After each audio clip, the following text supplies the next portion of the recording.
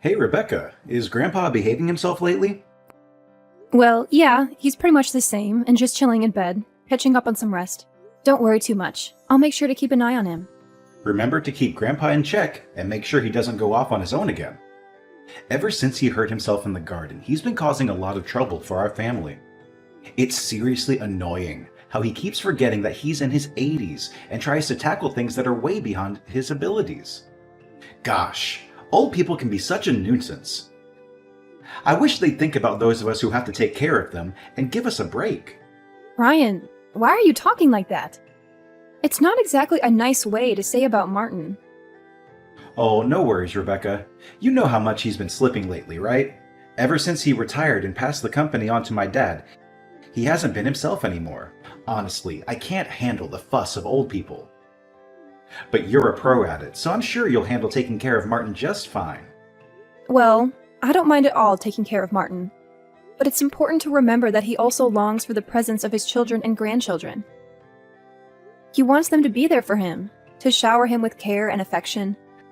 No way! I ain't got time for that. You know Martin already handed the company over to my dad, right? Sooner or later, my old man's gonna pass the torch to me and make me the boss. Until then, I gotta buckle down and work on honing my leadership skills to ensure I can steer the company towards success. I understand. But it wouldn't hurt to kick back with Martin every now and then and see how he's doing, you know? Your grandpa really misses hanging out with you. He often reminisces about the good old days when you two would go fishing or take a stroll in the park. You used to have a lot of fun hanging out with Martin, right? Oh, come on, don't give me that sentimental stuff. You realize it's been like over 30 years since those good old days you're bringing up, right? I mean, seriously, do you expect me to stay Grandpa's little kid forever? We all gotta grow up, and that includes you too. So let's cut out the nonsense and get real here. I'm sorry, but can I just share my honest thoughts on this? Tell me then. We're husband and wife. No need for all that formal talk between us. Look, I gotta be real with you. It seems like everyone in our family has been acting differently towards Martin ever since he retired from his top job as a chairman at the company.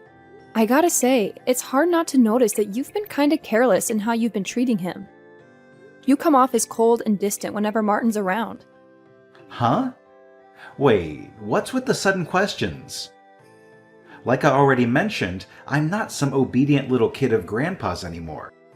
You seriously need to tell him to let go of those crazy nostalgic memories from way back when. It's time to get real and move on, you know? I'm not saying you have to give Martin some kind of VIP treatment. I'm just asking you to show a little kindness every now and then. But honestly, whenever Grandpa tries to talk to you, it's like you barely give him the time of day. And when he took a spill in the garden and messed up his leg the other day, you didn't even lift a finger to help or show any concern. Man, seriously? Who's got the time to deal with useless old people like Martin? Look, since you're the one who stays at home, you're basically the only person in our family with some free time to take care of him. I mean, what else are you good for if you're just lounging around at home all day and not doing anything? Hey, there's no need to speak about me in that manner. Do you even realize that I'm the only one who actually spends time talking to Martin in our family now? Oh, come on. Can you just zip it? I'm exhausted from work, so spare me your nagging about petty stuff. Just focus on your own business and handle the housework for me.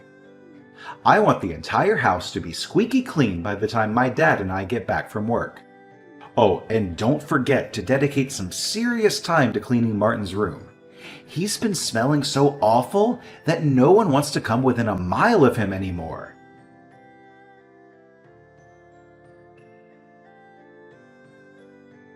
Hey, Rebecca. It's your mother-in-law here. Everything cool back home, dear? Listen, we might be running a bit late today, so you and Grandpa go ahead and have dinner without us, all right? Wait, when you say we, do you mean my husband and father-in-law are coming too? Where exactly are you all heading today? Wait, did you not catch any of that? We're actually planning to build a totally fresh house for ourselves to live in. That's why we thought it'd be good to go out for dinner and talk more about our plans for the new crib. You know, when it comes to a brand new house, there's so much to consider. We gotta think about the location, the type of house, the interior and exterior design, and all that jazz. Build a new house? I'm not sure if that's really necessary. I mean, everything seems to be working just fine in our current place, right? Plus, the air around here is so fresh, and the scenery is absolutely gorgeous. On top of that, Martin has a ton of memories in this house, and he's really attached to the place. What are you talking about? Our current house is like 50 years old already. The layout is all wonky. It's a pain to navigate, and it's so far away from my husband's workplace. So instead of wasting cash on repairs, wouldn't it be way smarter to build a new house in a more convenient spot? Well, I guess you might have a point there. But honestly, nobody bothered to clue me in on this. I was completely left in the dark about the whole situation. And from what I can tell, Martin hasn't been informed either, because he hasn't mentioned a word about it to me. Oh, my bad, sweetheart. I totally forgot. Your father-in-law and I actually had a chat with Brian about this yesterday. You were probably busy doing the dishes or something, so you missed the whole conversation. It's okay, Tina, but building a new house is kind of a major thing, you know? Don't you think it's important for our entire family to come together and discuss it, instead of just the three of you? And most importantly, did you even ask Martin what he thinks about all of this? Wait, what are you saying? Why bother asking for Martin's opinion? Of course he's gonna be on board with this. I mean, he's getting older by the day. It was lucky he only had a minor injury last time, but who knows what could happen in the future. So I figured, why not build a new house that's accessible and hassle-free? Just in case we need to take care of him. Oh, alright. I understand. You know what? We could totally plan the house in a way that puts Martin's room right in the middle, making it super convenient for everyone to take care of him. Once we settle in, Martin will be the star of the show, no doubt. And if we ever need to, we can even hire a professional caregiver to give him the best care possible. Well, now that I think about it, it's actually not a bad idea at all. I have to admit, it's really heartwarming to see how much you care about Martin. I'm sure he'd be absolutely thrilled to hear about all this. Absolutely, Rebecca. What are you even saying? Martin is my father-in-law, so it's only natural for a daughter-in-law to take care of him, don't you think? Martin has always been so kind to me since the day I joined the family. So building a new house where he can enjoy his golden years in peace is the least I can do to show my gratitude. That's really sweet of you, Tina. Since it's a house for all of us to live in, should I also contribute my share to the construction costs? I just want to help out in the best way I can. Oh, you? Contributing to the construction cost of the new house? Ha ha ha! That's a good one, Rebecca. We all know you're a stay-at-home wife. And let's be real, you haven't exactly been making any significant contributions around here, let alone financially. But hey, no need to stress about it, dear. Martin will handle everything. If you really want to, you can throw in your 2 cents. But let's face it, your spare change probably won't make much of a difference anyway. Wait, what? I thought we were all going to chip in for the building expenses of the new house. You can't just expect Martin to foot the entire bill and not even bother to ask for his input like that. No need to make a big deal out of nothing. I promise I'll include Martin in any money-related decisions, alright? Now, if you'll excuse me, I've got some serious planning to do about designing my new dream house. Catch you later!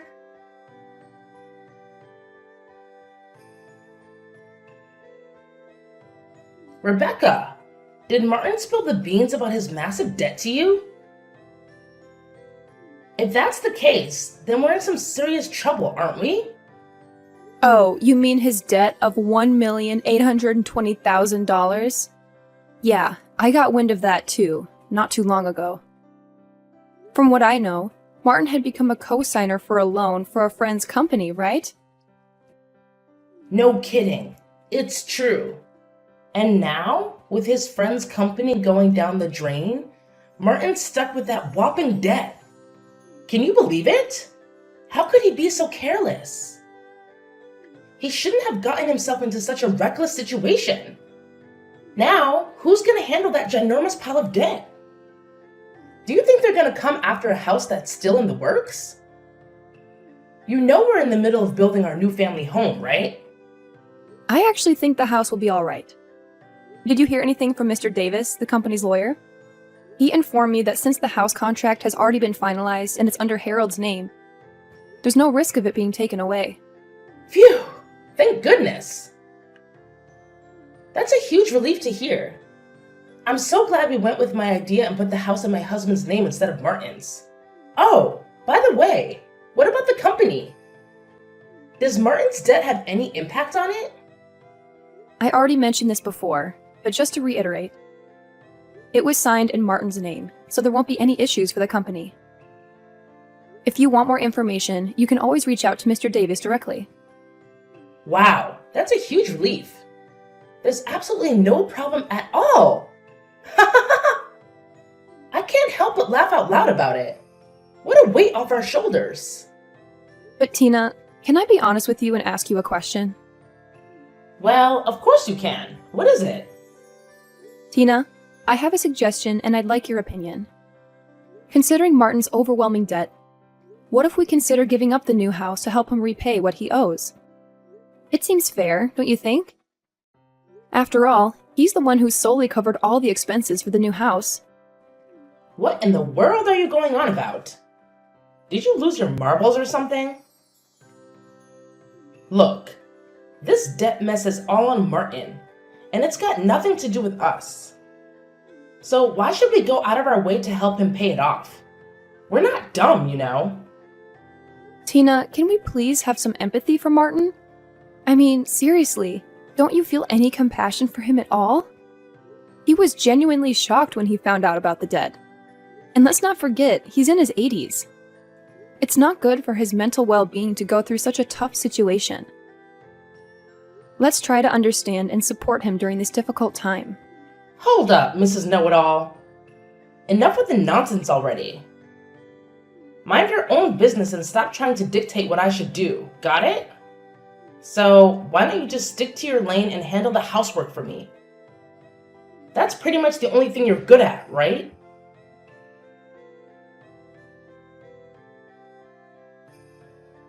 Hey, Rebecca. Remember when I specifically asked you to keep an eye on Martin?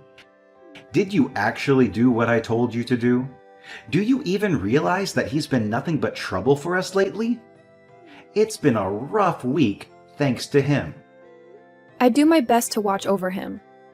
But you have to understand that I have other responsibilities around the house, too.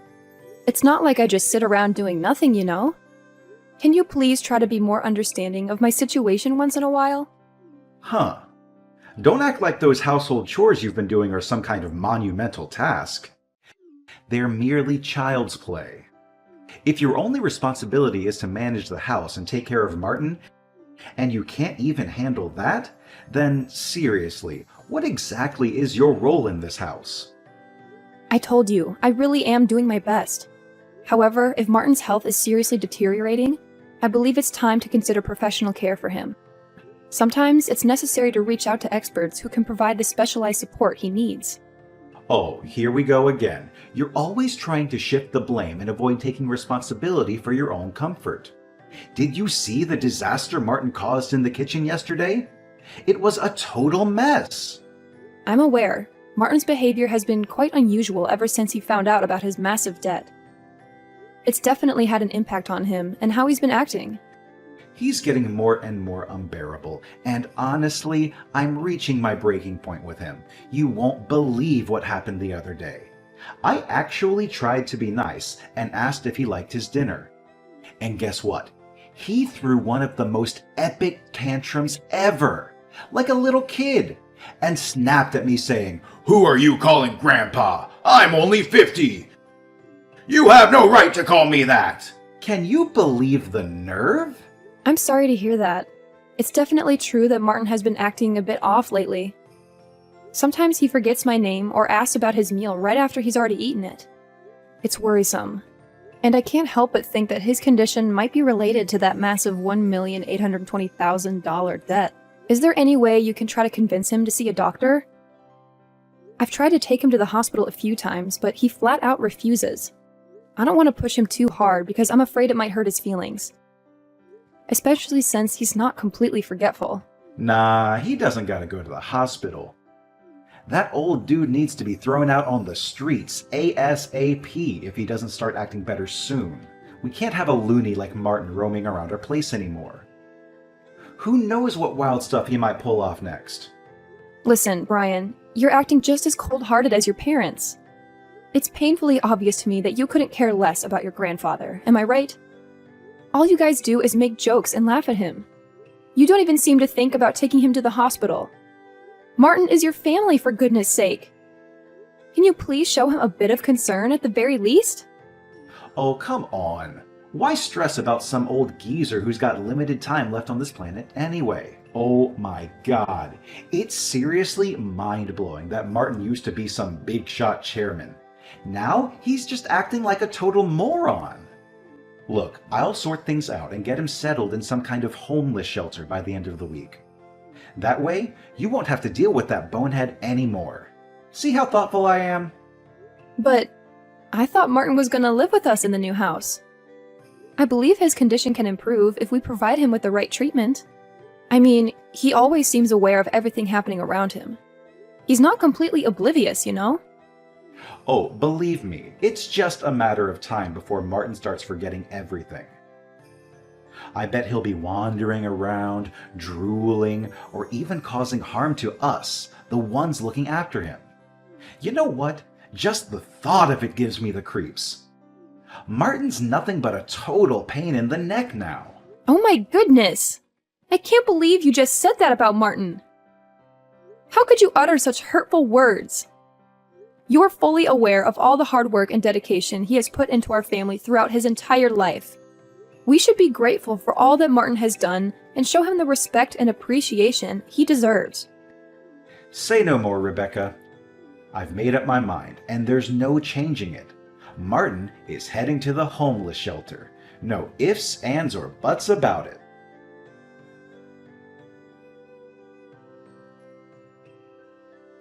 Way to go, Rebecca! Looks like you've got all our stuff packed up, huh? No worries. The relocation company will be here soon to give us a hand in hauling my things to the new house. Oh, I was just wondering if it would be helpful for me to start packing not just my belongings, but also Martin's? Nah, honey. What's up with that? You seriously think you and that creepy old geezer can move into my new house? In your dreams. Haha. Huh? Are you saying this for real, Tina?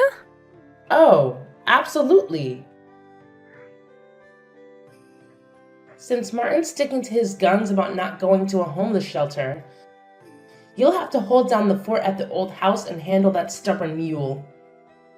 Besides, Brian's already made it crystal clear that Martin can't crash at the new place. Got it, love? No need for any extra baggage in our shiny new abode. But I've noticed that Martin's condition has been improving steadily day by day. He doesn't cause nearly as much trouble as he used to, you know? Hold up. No buts here. Look, I may be your mother-in-law, and you better believe you're gonna do as I said, alright? Starting now, you and Martin are gonna shack up in the old house. That means you get to play caretaker for him and his ginormous debt too. Ha ha ha! Well, I guess you've already settled into your role as a useless housekeeper, so this shouldn't come as a shocker, right? Anyways, my husband and son are waiting on me, so I better jet. Catch you later! Wait a minute. Tina, please listen. You can't do this to Martin. You can't simply leave him behind like this. Good luck with the debt repayment and live in care. I'm out of here.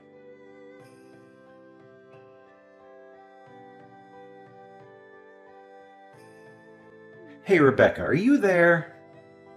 Answer me.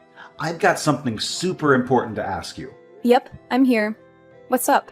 If it's about our divorce, I already sent you the papers with my John Hancock on them. Did you sign your part yet? Nah, it ain't about that. Is Grandpa kicking it with you? I swung by the old house, but you two weren't around. I know you put it up for sale, but seriously, it ain't worth a whopping $1,820,000. There's no way Grandpa can pay off his debt with the cash he got from selling the place, right? Is that why he pulled the trigger on that decision? What do you mean? What decision?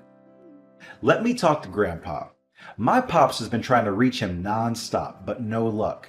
That scatterbrained old man has pulled off something wild and outrageous. And what exactly did he do? Stop playing dumb. He must have spilled the beans to you, right? He sold the company's stocks to the executive director, which made he became the largest shareholder. After that, a shareholders meeting and board meeting were held, and my dad was dismissed as president. Well, what's the big shocker? From what I gather, the executive director is beloved and admired by the entire company. Martin's a smart cookie, so maybe he figured it was wiser to pass the torch to the executive director. Nothing too out of the ordinary, if you ask me. What? This is straight up illegal. That sneaky executive director must have conned the senile old man into selling those stocks. I'm going to take both of them to court, no doubt about it. Brian, listen up. There's something you gotta know. Martin isn't having any memory issues. In fact, he's looking sharper than ever, if you ask me. Huh? What is that supposed to mean? Look, let me break it down for you. Grandpa had his doubts ever since your mom started talking about building a new house for all of us to live in, including him.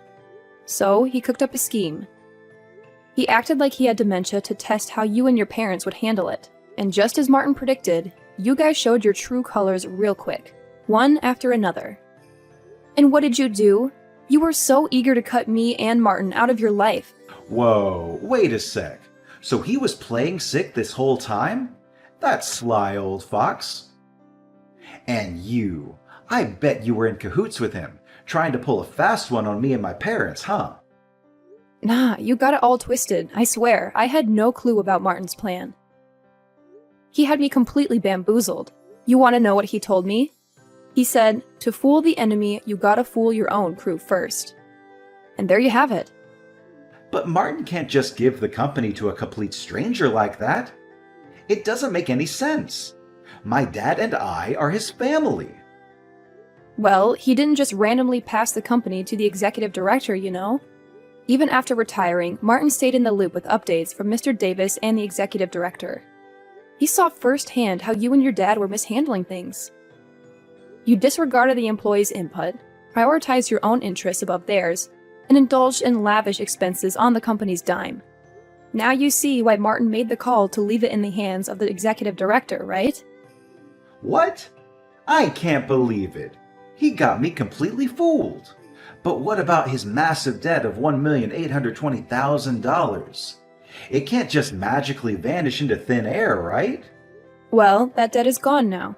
Martin had been indeed a guarantor for a friend's debt. But he also owns personal assets that even exceeded that sum of debt. In fact, after stepping back from the company's operations, he had invested in real estate and made a considerable profit. Wait, are you serious?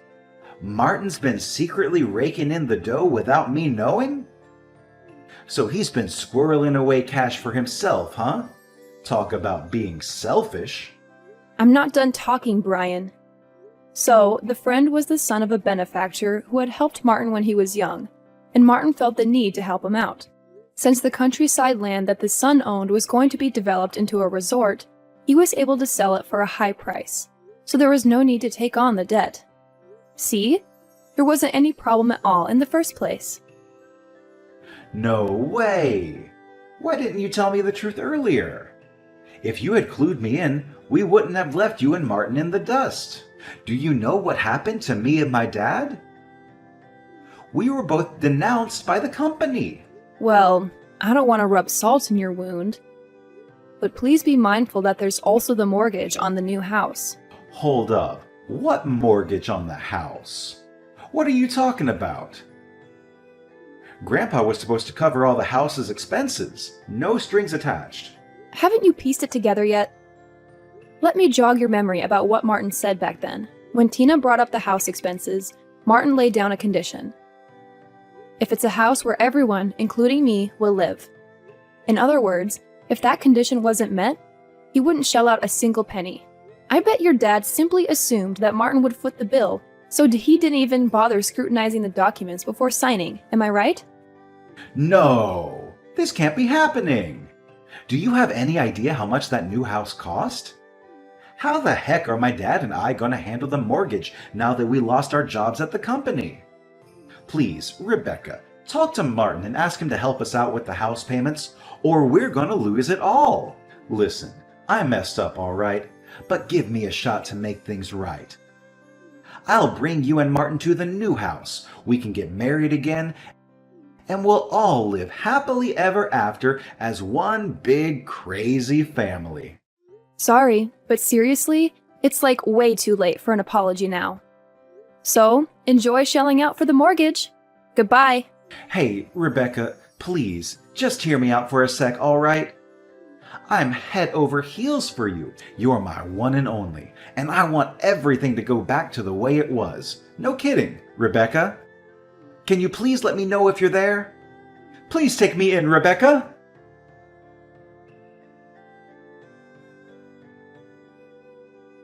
Subsequently, my ex-husband and his parents faced the unfortunate consequence of losing the house they had built due to their inability to meet the mortgage payments. Now, they live in a dilapidated apartment that's more than 50 years old, struggling to repay the outstanding loan. Brian and Tina had been reaching out to me separately, pleading for us to live together, but that's simply not feasible anymore.